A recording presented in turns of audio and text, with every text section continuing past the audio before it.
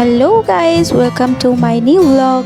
তো আজকে আমি অনেক সকালেই উঠে পড়েছিলাম। উঠে একটু রেডি হয়ে তারপর বসে পড়লাম পড়তে। আজকে কলেজ ছিল, তাই বইগুলোকে একটু উল্টে পাল্টে দেখছিলাম। এটা আমার বানানো প্রথম মিনি ব্লগ, তাই জানি না কেমন কি হয়েছে।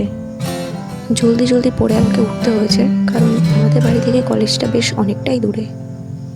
আর তাড়াতাড়ি রেডি না হলে তারপর হয়ে যাবে আমার লেট। আজকে প্রচণ্ড রোদ ছিল যখন আমি রাস্তায় বেরিয়েছিলাম। এত গরম পড়েছে, রাস্তায়ও কেউ ছিল না। আর তার উপর আমার চপ্পলটাও আবার ছিঁড়ে গেছে।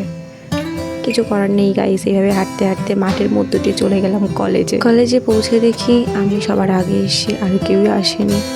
তো এইভাবে ওয়েট করতে থাকলাম যে সবাই কখন আসে, ক্লাস কখন শুরু হবে। বসে বসে কী করবো বুঝতে না পেরে একটা করে ফ্যানের সুইচ চাপছিলাম। তারপর আমাদের 3টে ক্লাস হলো এবং ক্লাস শেষ হওয়ার পরে আমি চলে এলাম বাড়িতে এসে সোজা আমি চলে এলাম রান্নাঘরে। আর ভাত খেয়ে আমি মাখিয়ে ফেললাম আম। তারপর বিকাল হলে আমি একটু ছাদে চলে এলাম আর এই ফুল গাছগুলোকে দেখছিলাম। আর এটা চেরি গাছ, এটা মালবেরি, আর এদিকে হচ্ছে লেবু গাছ। তারপর সন্ধ্যায় ঘোরাঘুরি কমপ্লিট করে আবার একটুখানি পড়তে বসে গেলাম। আজকে আমার খুব টায়ার্ড লাগছিল বলে আমি আজ বেশি পড়তে পারিনি।